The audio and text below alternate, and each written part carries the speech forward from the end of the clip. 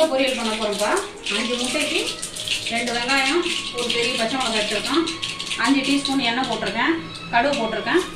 இப்போ 1 டீஸ்பூன் கடலைப்பருப்பு, 1/2 டீஸ்பூன் உளுத்தம்பருப்பு போட்டிருக்கோம். வேறு ஒன்றும் இல்லை, சிம்பிள் தான்.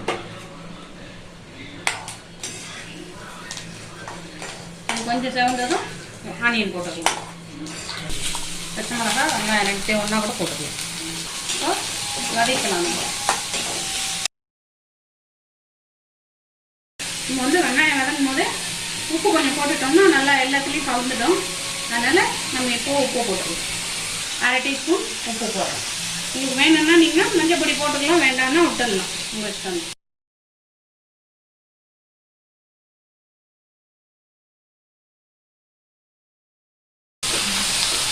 நல்லா ஒரு 3 நிமிஷம் வெங்காயம் பச்சை மிளகாய் வதக்கிடும். வதங்கிட்டு பாருங்கள், கொஞ்சமாக எடுத்து